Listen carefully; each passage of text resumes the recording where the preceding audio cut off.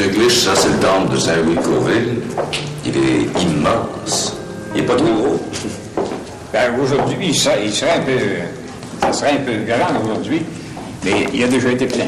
Il était bien fréquenté. Ah oui, ah oui. Oui. Ah oui, c'était plein tous les dimanches. Tout a été rempli. Mais c'est une construction qui remonte ça aux années quoi, 1920? 1919.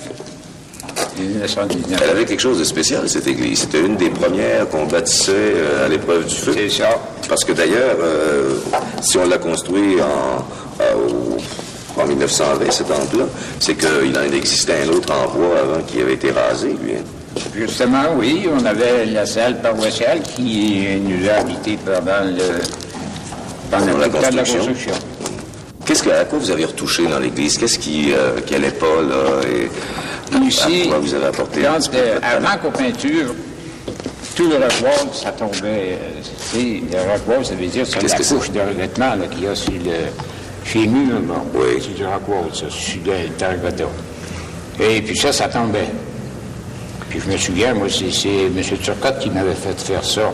Ça, c'est le curé qui vous avait embauché comme sacristain au commande de maintenance. Ça, j'avais fait ça moi-même. Oui. Fourni, ben, j'avais deux journaliers. Et puis j'ai tout refait le rockwool presque partout. Puis ça tient bon depuis? Ça tient. Ça fait quand même quelques années. Ah oui, ça fait... Vous n'étiez pas trompé? Oh mon Dieu, ça fait ça. Ça fait 25 ans. Ah oui. Et un petit peu après, vous avez même touché au bois. Je pense que vous avez fait des choses ici. Puis on a travaillé les bancs. Les bancs? Les bancs n'étaient pas adéquats dans le temps. Ils étaient trop hauts? Trop hauts. Alors, un beau jour, on s'est fait un plan de ce qu'on pouvait réaliser après ces bancs-là, parce qu'un banc qui est fait, c'est difficile de le refaire. Hein? On est venu à bout de trouver une solution. Alors, on a fait tout le travail qu'il y avait à faire, et ça a été très bien. On n'a pas eu de difficulté. Même que vous avez touché aux moulures. Et ça, c'est à des hauteurs quasiment inaccessibles. Il faut s'ingénier à trouver des échafaudages. Ah, mais on avait des échafauds métalliques. Ouais. Et puis, je dis, oui, il n'y a pas de problème. C'est comme la voiture que et puis même que vous avez inventé des outils pour en arriver à faire une moulure qui se respecte. J'ai fait un outil exprès pour faire ces moulures-là. Puis, comme vous voyez, il y en a pas mal partout. Hein? Oui. Alors, on voit vos verrières, elles sont bien belles. Puis elles aussi avaient été altérées ou brisées en quelque sorte. Ça a tout été refait. Mais ça, c'était un art que de travailler ça. Vous y avez mis la main aussi? Je les ai faites au complet. Au complet, ça a tout été démanché sur des tables. Oui. On étendait ça sur des tables, là. On a démanché ça. Et puis, rebellé ça de nouveau. Et puis, on a tout replacé les morceaux. Il y avait des morceaux de cassés. Alors, ça ne paraît pas. Il y a des morceaux qui ont été remplacés, là. La vitre en couleur, ça se vend. Oui. Alors, on prenait de la vitre qui approchait le plus les couleurs qu'il nous fallait. Et puis, on taillait ça, puis on posait ça. Puis, ça paraît presque pas. Et on a tout refait ça à neuf. Oui, mais vous en avez sauvé des sous à fabrique. Parce qu'il a fallu des experts.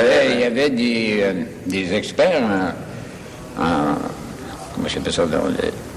En verrière? En verrière, oui. Qui sont venus ici, puis ils ont constaté que les verrières n'étaient pas démanchables. On ne pouvait pas démancher ça pour une raison ou pour une autre, tu sais, tout aurait tombé, puis il aurait tout cassé. Ils ne pouvaient pas démancher ça. Et puis c'est là que M. Turcotte, c'est un gars qui a poussé pas mal dans son temps. Ben, il a hérité d'une église qui lui avait coûté une fortune, d'ailleurs. Oui. Pour l'époque, quoi, ça... Fait qu'il m'avait demandé, il dit, si tu veux, il dit, tu vas prendre un œil de bœuf, là. Et il dit, c'est capable de faire quelque chose avec ça, pour pas risquer, c'est là. Il dit, c'est capable de faire quelque chose avec ça, ben, il dit, on risque. On essaiera plus gros. Fait qu'on a pris un, il est démanché. Et puis, on est étendu ça sur la table, on l'a tout refait en neuf, comme il faut. Qu'il n'est pas dans tout ça, il dit, c'est parfait, fais-moi tous les autres. Qu'est-ce que vous aviez organisé à un moment donné? C'est pas des bingos? Des bazars. Des bazars. Ah, les fameux bazars. On avait quelque chose de sensationnel ici. Ça, c'était pour apporter de l'argent, là, pour évidemment, c'était atténuer pour ça. un peu la dette. Le but principal de ça, c'était pour ça. Pour tâcher de ramasser de l'argent pour lui de payer ça. Et Comment vous organisez ça, les bazars, à l'époque? Parce qu'encore là, vous collaboriez à l'organisation. Bien, voici. Il n'y avait rien. Un bazar, ça ne s'organise pas avec rien. Il fallait monter ça. Hein? Alors, M. Prudhomme, oui. justement, m'avait demandé un bonjour. Pas notre Prudhomme des bingos, là? Oui. Actuel, oui. Ah bon. Il m'avait demandé un bonjour, il dit, puis là, il dit, tu viendrais avec moi, il dit, on irait voir ailleurs, il se fait des bazars. Ça va te donner une idée. Il dit, on pourrait organiser quelque chose qui a du bon sens ici, sans que ça nous coûte trop cher. Oui. Mais il fallait quand même attirer les gens puis leur trouver des choses qui leur plaisent. Ouais. Ça fait qu'on est allé en voir, et puis à différentes places, et puis on est revenu avec ça. Là, il s'agissait de monter des jeux. Alors lui, il y avait beaucoup d'idées là-dedans. Moi, je m'en suis servi, puis lui, s'est servi de moi, parce que c'est moi qui les ai fabriqués. Toujours est-il que vous en arriviez à faire une fête populaire? On est arrivé avec ça, qu'on avait ce qu'il y avait de plus beau, en fait, bazar. On n'en doute pas. Ah oui, ah oui. Ça, j'ai pas peur de le dire. Il y a eu des soirs ici qu'il y avait jusqu'à 25 autobus qui attendaient les gens qui étaient là. Ça partait de la ville, ça. Vous aviez fait votre renommée avec les bazars. Quand ça marchait. Ouais. Ensuite de ça, ben, il y avait les mauvais temps, et on avait de la perte. Bien sûr. Dans les mauvais temps. Alors, assez souvent, c'est à la fin du bazar, quand ça n'avait pas été trop fort, oui. trop beau, ben là, on prolongeait. Ah bon? Pour sortir quelque chose. Et puis c'est rare qu'on n'ait pas sorti avec un bon montant. Un bon montant? Ah oui, un bon montant.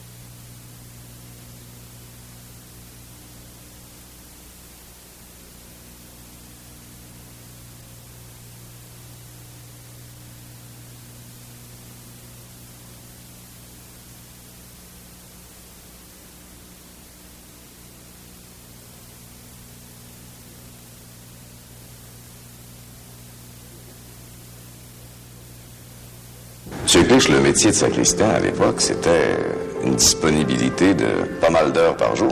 Vous aviez des messes très tôt le matin. Ça commençait le matin, la première messe était à 6 heures. Il fallait Saint-Léon-Régulus à 6 heures. Ah, parce que vous enseignez cloche aussi. Ah oui. C'était rigueur. Dans ce temps-là, aujourd'hui, c'est discontinué un peu, mais dans ce temps-là, l'Angélus sonnait. Il y avait plusieurs messes par matin aussi, quotidiennement. Il y avait 2 messes. Et puis, il n'y avait plus du reste de la journée. Mais c'était 7 jours par semaine, parce que dimanche,